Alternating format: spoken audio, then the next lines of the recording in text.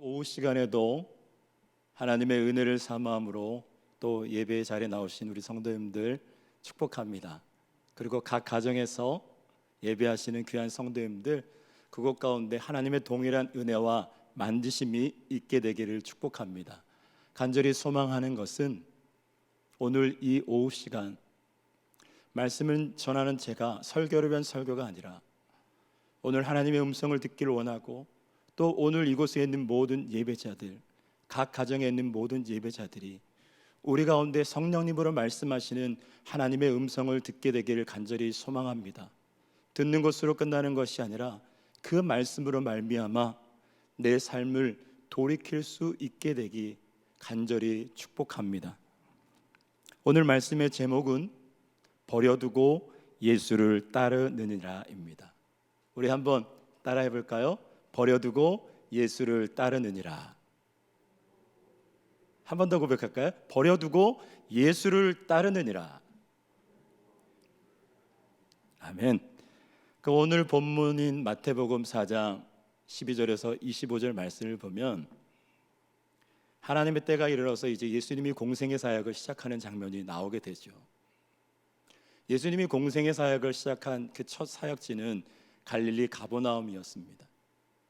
예수님은 그 가버나움에서 사역을 시작하시면서 갈릴리 전역으로 그 사역을 확장해 가셨습니다.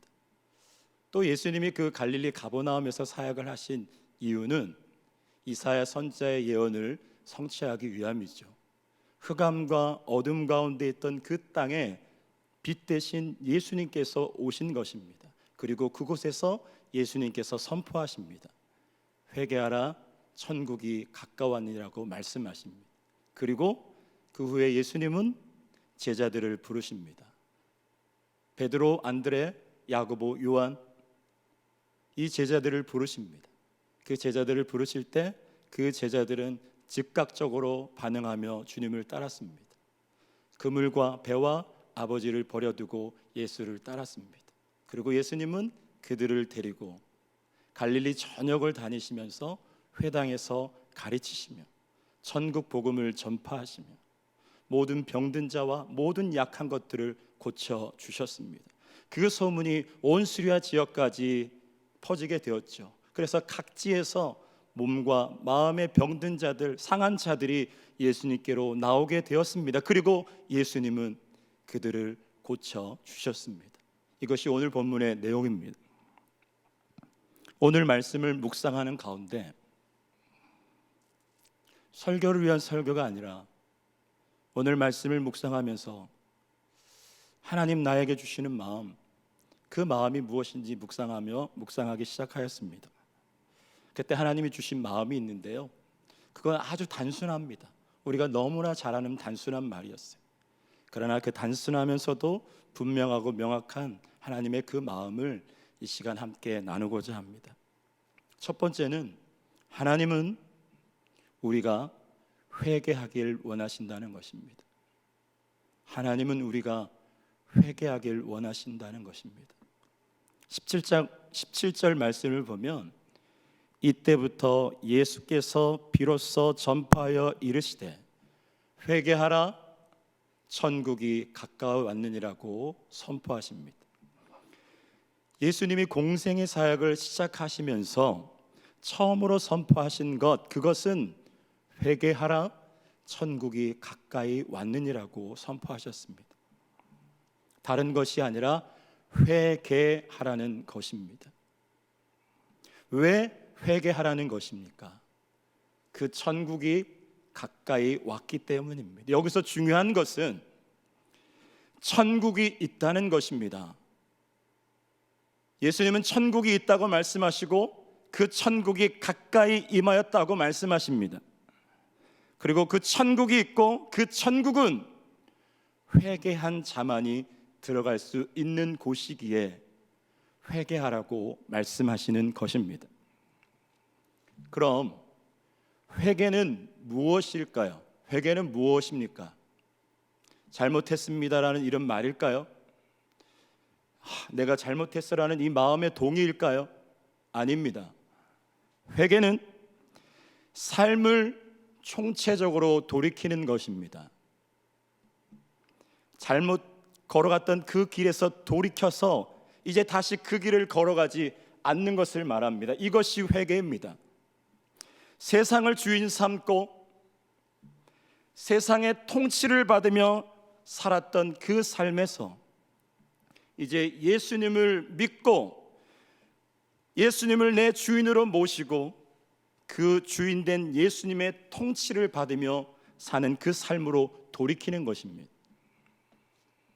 세상의 질서와 세상의 가치관, 세상의 흐름이 나의 기준이었던 그 삶이 이제는 예수님만을 내 삶의 기준으로 사는 삶으로 돌이키는 것이라는 것입니다. 예수님께서 이 땅에 오신 이유는 분명하고 명확합니다.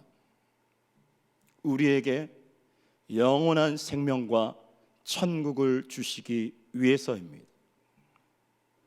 아담의 범죄 이후로 죄로 인하여 죽음으로 계속해서 달려가고 있는 그 인류를 향하여 하나님은 돌이키라고, 돌아오라고 수많은 사람들과 수많은 하나님의 사람과 선지자를 통하여 그들에게 외치고 외치셨지만 인간은 돌이키지 않고 계속해서 그 죄와 영원한 죽음을 향하여 달려가고 있었습니다. 그러기에 그들을 보며 안타까워하시면서 그들을 구원하기 위하여 마지막 수단인 하나님이신 우리를 창조하신 그 하나님이 인간의 몸으로 오신 예수님으로 이 땅에 오셔서 우리의 죄를 위하여 십자가를 지신 것입니다. 그렇게 이 땅에 천국의 문을 열어주신 것입니다. 예수님이 이 땅에 오심으로 시작된 그 하나님의 나라는 예수님께서 다시 오실 때 완전한 하나님의 나라로 임할 것이고 그 영원한 천국은 회개한 자만이 들어갈 수 있는 것입니다. 그렇기 때문에 예수님은 삶을 돌이켜 회개하라고 말씀하고 있는 것입니다. 오늘 본문은 2000년 전 갈릴리 가버나움에 선포되어진 말씀입니다. 그러나 2000년이 지난 지금 이 본문 말씀을 묵상하는 저에게 주신 말씀이고 이 마지막 때를 살아가고 있는 우리들에게 분명하고 명확하게 말씀하고 있는 것입니다. 회개하라고 말입니다. 천국이 가까이 왔다고 말입니다. 코로나가 시작될 때 우리는 이 모든 상황이 우리의 죄악 때문이라고, 하나님, 이 코로나 이것은 우리의 죄악입니다. 우리 교회의 죄악입니다. 우리 성도들의 죄악입니다. 그렇게 우리의 옷을 찢지 말고 우리의 가슴을 찢으며 회개하며 기도하며 나아갑시다 외쳤습니다. 그리고 회개 자리로 나갔어요. 하나님이 그토록 기뻐하시던 그 예배를 제대로 드리지 못하는 그 상황, 그 코로나를 주시면서까지 하나님이 우리 가운데 요구하시는 것이 무엇이었을까요? 바로 진짜 믿음입니다.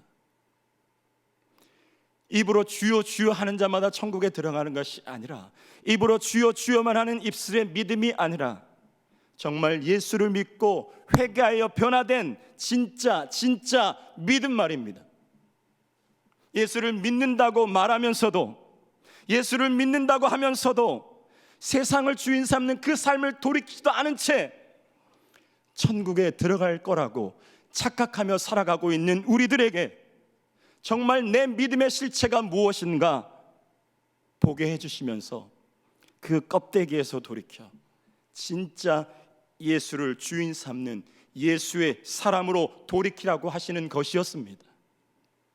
그런데 코로나 사태가 지난 계속되는 1년이 지난 지금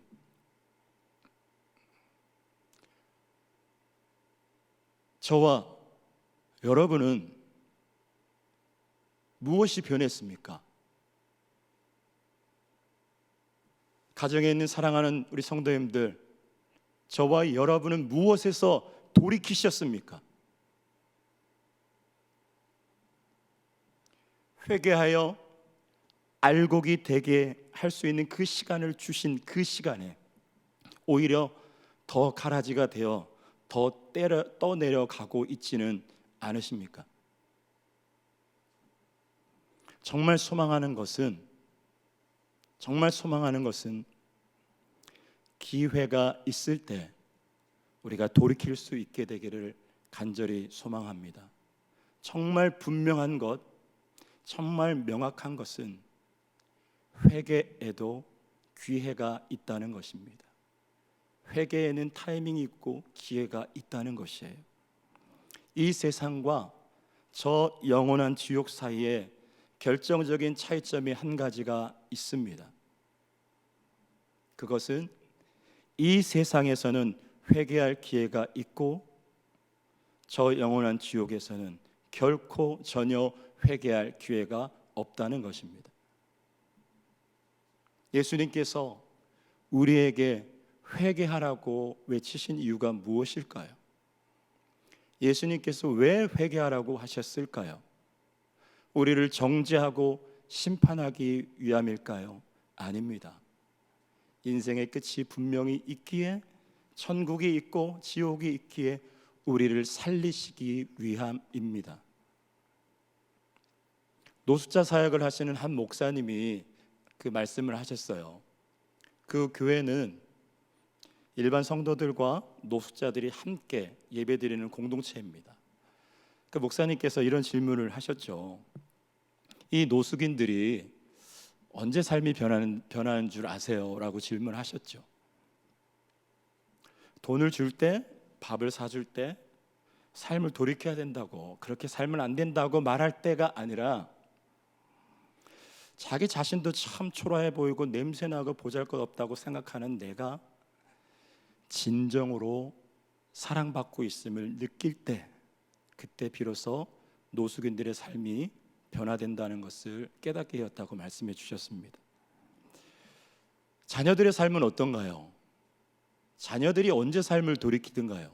부모님들이 너 그러면 안 돼, 화내고 분노하고 질책할 때 그때 변하든가요? 아니면 그 부모님의 진실한 사랑을 경험할 때입니까? 회개는 진정한 사랑을 느낄 때 일어나게 됩니다. 예수님은 우리가 우리의 힘과 노력과 의지로는 결단코 회개할 수 없음을 아셨기에 예수님께서 회개의 길을 열어주셨습니다. 회개하라고 다그치면서 너 그렇게 살면 지옥 가, 그러면 안 돼, 그러니까 알아서 그 죄의 바다에서 네가 돌이켜 헤엄쳐 나와라고 말씀하시지 않으셨습니다. 어둠과 죄 가운데 있는 우리에게 빛으로 찾아오셨습니다. 사망에서 우리를 구원하시려고 그 십자가에서 자신을 내어주며 우리의 죄를 대속해 주셨어요. 나의 죄 때문에 채찍에 맞으시고, 나의 죄 때문에 창에 찔리시고, 나의 죄 때문에, 저와 여러분의 죄 때문에 십자가에 달려 돌아가신 것입니다.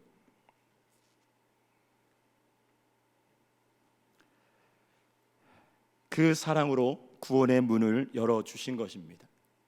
그 사랑 때문에 자격 없는 나에게, 자격 없는 우리에게 그 사랑을 부어주셨기에 그 사랑과 긍휼과 은혜로 인하여 우리가 회개할 힘을 얻고 그 사랑 때문에 회개하며 살아갈 수 있게 되는 거예요.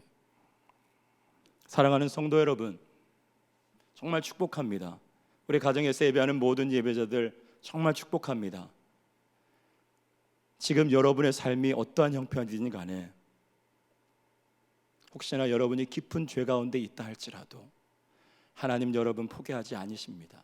그리고 하나님은 당신을 사랑하십니다. 하나님은 여전히 당신을 사랑하십니다.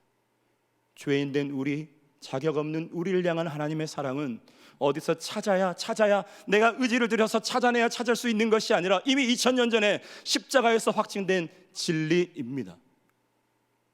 이 사랑 때문에 우리가 살 수 있고, 그 십자가가 있기에 그 사랑 때문에 우리가 염치 없지만, 자격 없지만 회개할 수 있게 되는 것입니다. 우리를 사랑하셔서 십자가에서 자신을 내어주며 회개의 길을 열어주신 그 예수님의 사랑이 지금도 저와 여러분을 향하고 계시기에 사랑하는 성도 여러분, 이제 삶을 돌이켜 회개의 자리로 나갈 수 있는 저와 여러분이 되기를 간절히 소망합니다. 말로만이 아닌, 머리의 신앙이 아닌, 진짜 예수를 믿고 변화된, 진짜 예수를 믿는 예수 사람의 삶으로 이 땅에서도 그 천국을 소유하며 살아갈 수 있는, 그리고 그것으로 뿐만 아니라 천국을 소유하는 자로 또 죽어가는 영혼들을 천국 백성 되게 하는 삶으로 드려지는 저와 여러분이 되기를 간절히 축복합니다. 두 번째로, 말씀을 묵상하면서 주신 마음 가운데 내가 붙잡고 있는 것, 그것을 버려두고 예수를 따르라라는 그 주님의 마음을 받게 되었습니다. 우리 18절에서 22절 말씀을 보면 띄워주시래. 오늘 본문 말씀에 예수님이 갈릴리 해변을 다니시다가 제자들을 보십니다. 그리고 그 제자들을 부르시죠. 예수님께서 제자들에게 나를 따라오라고 부르시자 어부였던 제자들은 그 그물을 버려두고, 배를 버려두고, 아버지를 버려두고 예수를 따랐습니다. 그물과 배는 그들의 안정적인 삶을 지탱해주는 직업이죠. 그들의 아버지는 이 세상 누구와도 바꿀 수 없는, 의지할 수 있는 사람이겠죠. 그러나 제자들은 예수님의 부르심 앞에 그 모든 것을 버려두고 예수님을 따르는 것을 볼 수가 있었습니다. 이것은 모든 성도가 직업을 다 버리고 예수님을 따라야 된다는 말 아니에요. 모든 성도가 가족과 의절하면서 예수를 따라야 된다는 말 아니에요. 예수를 만난 사람은 그들의 삶의 우선순위가 바뀌게 된다는 것입니다. 제자들이 모든 것을 버려두고 예수님을 따라가는 그 모습을 보면서 부럽기도 하였습니다. 그러면서 제자들이 자신을 붙잡고 있던 그것들을 버려두고 예수님을 따를 수 있었던 그 이유가 무엇일까? 고민하고 생각하고 말씀을 묵상하는 가운데 아주 단순한 진리, 19절 말씀을 통하여 깨닫게 되었습니다.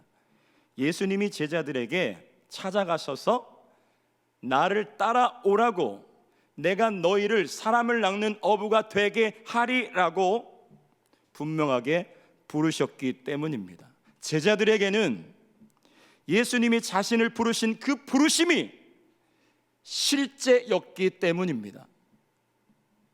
예수님이 분명하게 그들을 지명하여 부르셨고 사람을 낚는 어부가 되게 하리라는 그 부르심이 확실하였기에 그들은 버려야지가 아니라 손에 있는 것들을 버려두고 예수님을 따를 수 있게 되었다는 것을 깨닫게 되었습니다. 이처럼 주님이 분명하게 나를 부르셨음을 확신하게 될 때 우리는 모든 상황 가운데서도 주님을 따라갈 수 있습니다. 나를 부르신 그 부르심이 무엇인지 바로 알 때 우리 앞에 미래가 불투명해 보인다 할지라도 주님께서 나를 부르셨고 나를 부르신 그 주님께서 나의 전 삶의 영역을 통치하고 계시고 그 하나님의 주권 속에서 그 하나님의 나의 삶을 책임져 주실 것을 믿기에 내가 의지하던 것 버려두고 예수를 따를 수 있게 되는 것입니다. 그와 반대로 우리가 예수를 믿는다고 하면서 예수를 따른다고 하면서 사역을 한다 하면서 보이지 않는 불투명한 미래로 인하여 내가 가지고 있는 것을 더 붙잡고 나가는 그 이유는 무엇입니까? 그것을 버려두지 못하고 예수를 따르지 못하는 이유는 무엇일까요? 바로 나를 부르시는 그 부르심이 확실하지 않기 때문입니다. 오늘 나를 부르신 그곳, 하나님이 나를 부르신 그 부르심에 대한 소망과 확신이 없기에 조그만한 일에도 흔들리게 되는 거예요. 조그만한 사건 속에서도 이게 아닌갑다 생각하며 돌이키려고 하는 것입니다. 그렇다면 오늘 저와 여러분은 무엇을 따라 살아가고 있습니까? 나를 부르신 그 부르심입니까? 아니면 예수를 믿는다고 예수를 따른다고 하지만 내가 원하고 내가 바라는 삶을 따라 살아가고 계십니까? 예수를 믿고 예수를 따른다고 하면서 오늘 저와 여러분은 무엇을 버려두고 예수님을 따르고 있는지요? 무엇을 버렸는지가, 내가 버린 그 무엇이 중요한 것이 아니라 그것이 인정받으려고 하는 그 욕구이든 자존심이든 물질이든 시간이든 직장이든 그 버린 것이 큰 것이든 작은 것이든 중요한 것이 아니라 그것이 무엇이든지 주님이 나를 부르셨기에 그 부르심을 따라 내가 지금 내려놓으며 살아가고 있느냐, 이것이 중요한 것입니다. 사랑하는 성도 여러분, 하나님이 정말 내 삶의 주인 되시고 하나님이 나를 부르셨다는 것을 확신하지 못하며 살아가고 있다면 우리가 예배하는 그 하나님은 누구십니까? 하나님의 부르심과 계획과 그분의 주권을 확신하지 못하고 살아간다면 우리가 전하고 우리가 그렇게 소리쳐 선포하는 그 하나님은 도대체 누구시냔 말입니까? 며칠 전 밤에 사무실에서 야근하면서 있었던 일이에요. 한 교육자가 최근에 다니던 직장을 그만두시고 전임 교육자의 삶으로 들여졌어요. 그분을 보면서 다른 한 교육자가 아휴, 이 암울한 이 시대에 좋은 직장을 왜 그만둬갖고 이런 고생을 하십니까? 라고 농담 섞인 조로 질문하였습니다. 그게 농담이겠으나 우리의 목회 현실이 참 암담하기에 그런 질문을 했겠죠. 그때 그 교육자분이 이렇게 말씀하시더라고요. 제가 저 옆에서 들었는데요, 그 말씀이 잊혀지지 않았어요. 부르심대로 살지 못했던 삶이 얼마나 힘든지 아세요? 라고 얘기하더라고요. 사랑하는 성도 여러분, 부르심대로 살지 못했을 때의 삶과 부르심대로 사는 삶의 차이는 정말 비교할 수 없는 거예요. 부르심을 따라 살아갈 때 주님으로 내려놓게 되고 다소 우리의 삶은 불편하게 돼요. 다소 부유하지 못한 삶을 살아가게 될 수도 있지만 그 삶은 부르심대로 살지 못하면서 누리는 그 그 부유함이 주는 약간의 그 편안함과는 비교할 수조차도 없는, 비교도 안 되는 그 내 영혼을 채우시는 그 평안함과 안정감이 그 가운데 있게 된다는 것입니다. 그것이 부르심을 따라 살아가는 예수의 사람들의 삶인 것입니다. 그 얘기를 들으면서 지난주에 저에게 연락을 주셨던 한 간사님이 생각나게 되었어요. 지난주에 제가 오랫동안 몸담고 사역했던 선교단체, 그 선교단체의 간사님이 연락이 오셨어요. 한 15년 정도 된 것 같아요. 연락 오신 게. 한 15년 정도 만에 연락이 와서 후원해달라시는 거예요. 제 마음에 여러 가지 마음이 있었습니다. 10여 년 만에 연락 오셔갖고 후원해달라는 건가? 나도 애가 셋이고 지금 참 쉽지 않은 상황인데. 그리고 50대 중반 후반, 50대 후반이 되신 그 나이신데도 불구하고 아직도 후원을 받으며 사역하시는 그 간사님의 모습을 보면서 잠시 여러 가지 생각을 하게 되었어요. 그닥 긍정적인 생각은 아니었겠죠.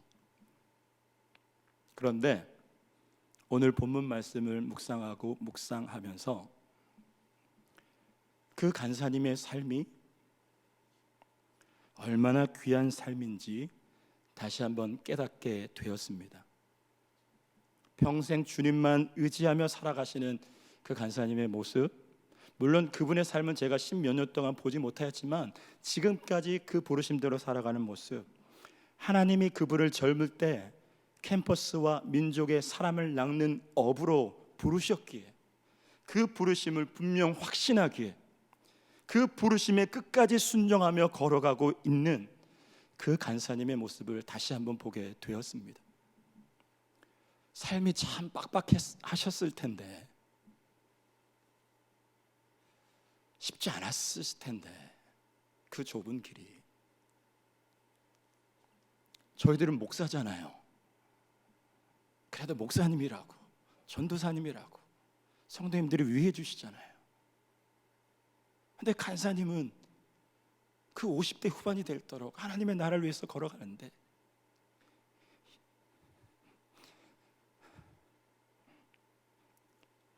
여전히 일용할 양식을 구하면서, 여전히 후원자를 개발하시면서 살아가고 계시는 것, 참 쉽지 않은 인생이었을 텐데, 그 빡빡한 삶 뒤로하고 그 부르심을 따라 버려두고, 오늘도 버려두고 예수를 따라가시는 그 모습을 다시 한번 생각해 보게 되었습니다. 그리고 그 간사님을 위해 기도해 드려야겠다. 나도 힘들지만 그 간사님을 위해서 후원해 드려야겠다라고 결정하였습니다. 그 간사님의 모습을 보면서 주님께서 저를 사역자로 부르실 때, 그때가 기억이 납니다. 대학을 졸업하고 얼마 되지 않았을 때예요. 이제 졸업 이후에 사역자의 진로를 놓고 기도하는 중에 지방에 있는 한 순장님과 간사님의 집에 방문하게 되었어요. 그리고 그곳에서 며칠을 지내게 되었죠. 근데 그 간사님께서 한 이틀인가 지나니까 바람 좀 쐬고 오시라고 본인 차를 빌려주시는 거예요. 열쇠를 주시는 거예요. 그래서 그 열쇠를 받고 차를 타고 나갔습니다. 혹시 그 차가 무엇인지 알아맞힐 수 있는 분 계실까요? 우리나라에서 경차 처음으로 나온 차입니다. 그 차는 바로 티코였어요. 티코를 타고 홀로 강변길을 드라이브를 하고 있었어요. 창문을 열어놓고, 정확한 기억에 그때가 봄인지 모르겠는데요, 바람이 참 들어오고요, 창문을 열어놓고 찬양을 틀어놓으면서 강변을 드라이브 하는데, 그때 느낌은 이루 말할 수가 없었습니다. 그 티코의 승차감이 너무 좋은 거예요. 그 티코의 실내가 진짜 넓었어요. 진짜 넓어 보였어요. 그래서 그때 속으로 생각한 것이, 하나님, 이제 평생 주님의 길을 걸어가야 되는데, 걸어가면서 이런 티코 하나 정도 있으면 참 좋겠습니다. 그리고 그때 순장님이 극동방송에 취직하시면서 그때 월급이 제 기억으로는 한 130~140만 원 정도 되었던 것 같아요. 너무 부럽더라고요. 이제 후원을 받으며 살아가야 되는데. 그래서 하나님, 한 달에 100만 원 정도만 있으면 정말 원 없이 먹을 거 걱정 안 하고 정말 주님을 위해서 사역할 수 있을 텐데, 어린 나이에 홀로 이렇게 생각했던 적이 있었습니다. 그런데 지금 세월이 오랜 시간 지난 지금 저의 삶의 모습을 돌이켜 보니까 제가 참 많이 변했더라고요. 그 첫 부르심에서 많이 비껴져 나가 있고, 그 첫 부르심이 많이 희석되어 있더라고요. 티코보다 더 큰 차도 주셨고, 내가 바랬던 그 액수보다 더 많은 사례를 매달 받고 있어요. 그리고 하나님 나라를 위해서 사랑하는 아내와 아이들과 함께 걸어갈 수 있는 것을 보게 되었어요. 그러면서도 예수님을 따르며 정말 주님을 위해서 내가 참 많이 버렸다고, 참 많이 내려놓았다고 생각했어요. 지금 다시 생각해 보면 주님께서 주신 것이 너무나 많은 것임을 고백하게 됩니다. 그러면서 나를 구원하기 위해 예수님께서 버리신 것에 비하면, 내가 이제까지 주님을 따른다고, 주님 때문에 내려놓았다고 버렸다고 했던 것들이 너무나 보잘것없었음을 다시 한번 깨닫게 되었습니다. 예수님은 철저하게 하나님의 보내신 그 뜻대로 살아가셨습니다. 하나님이 예수님을 이 땅에 보내신 그 분명한 부르심이 있음을 알기에 그 부르심을 따라 모든 것을 버려두고 십자가를 지실 수 있었습니다. 그 부르심 따라 사신 예수님이 제자들을 부르셨어요. 그리고 그 제자들도 그들을 부르신 예수님의 부르심이 분명하였기에 붙잡고 있던 것들을 버려두고 예수님을 따랐습니다. 그리고 예수님은 저와 여러분을 부르셨습니다. 그렇다면 우리도 그 부르심을 따라 살아가야 하지 않겠습니까?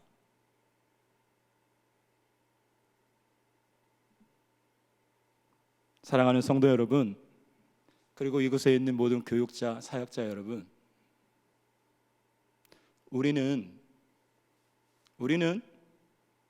부르심을 받은 자들입니다. 여러분 믿으십니까? 우리는 부르심을 받은 자들입니다. 그 부르심은 삶의 환경과 장소가 어떠하든지 사람을 낚는 어부의 삶으로 부르심을 받았습니다.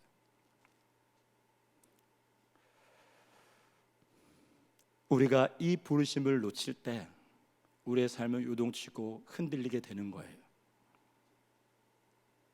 오늘 이 시간 우리를 부르신 그 부르심이 명확하게 다시 한번 기억되지는 시간이 되기를 소망합니다. 사도 바울은 이방 영혼을 구원하기 위하여 자신이 부르심을 받았다는 그 부르심이 확실하였기에 그 부르심 앞에 그가 중요하게 생각했던 그 모든 것들을 배설물로 여기며 버렸습니다.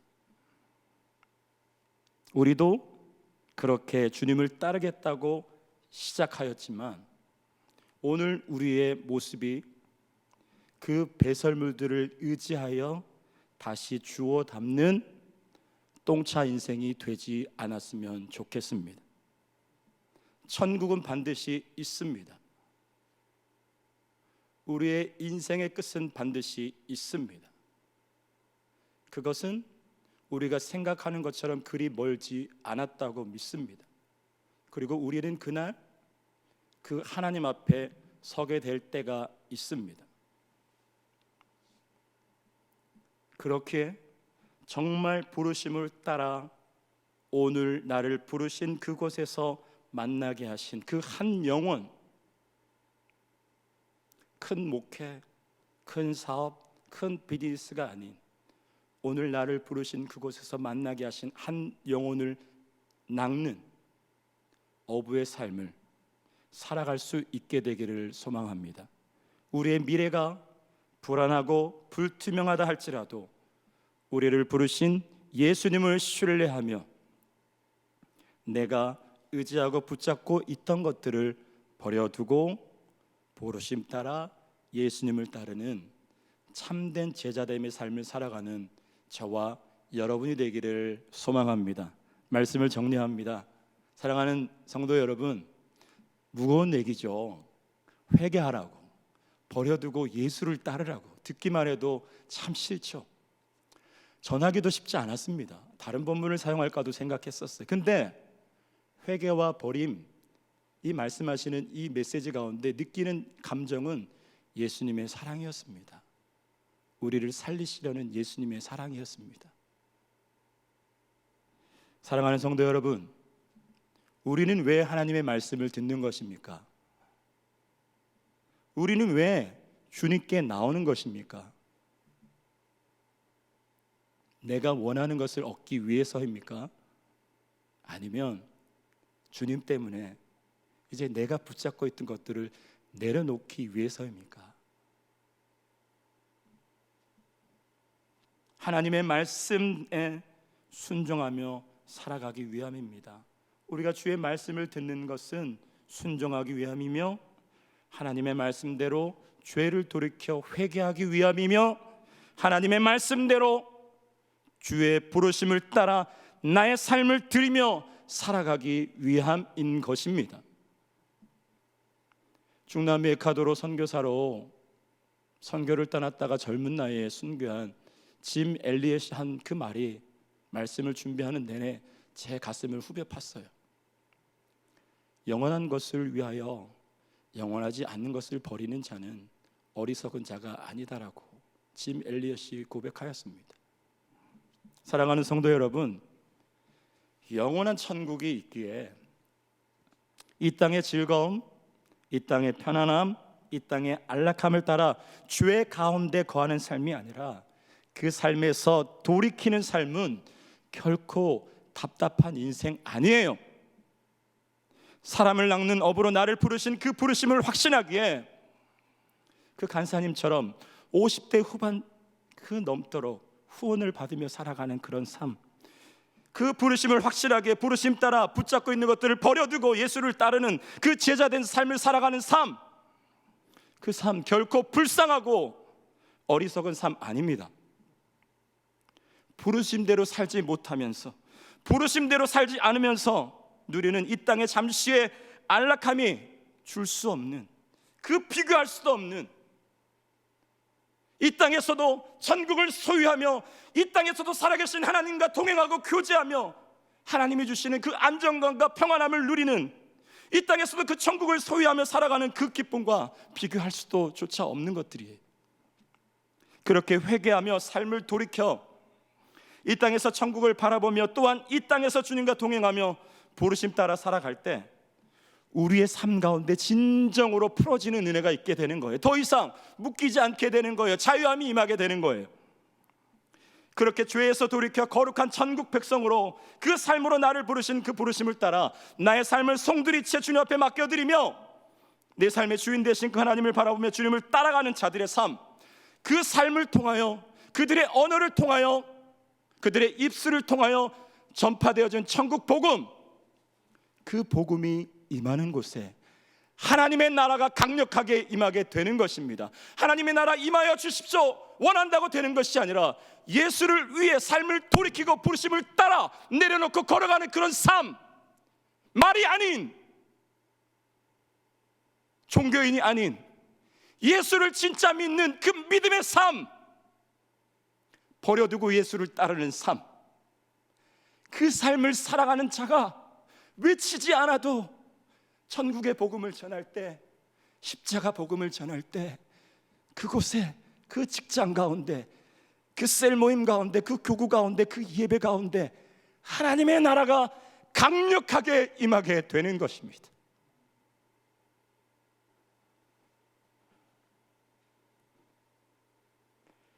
그 하나님의 나라가 임한 곳에 오늘 본문 말씀처럼 치유와 회복이 일어나는 거예요. 병자들이 고침을 받고 상한 자들이 위로를 받고 살아나게 되는 것입니다. 저는 간절히 소망합니다. 여러분의 이렇게 목 터져라 소리치고 외쳤지만 이것이 저를 향한 설교입니다. 저의 삶이 정말 주의 삶에서 돌이켜 거룩한 천국 백성의 삶으로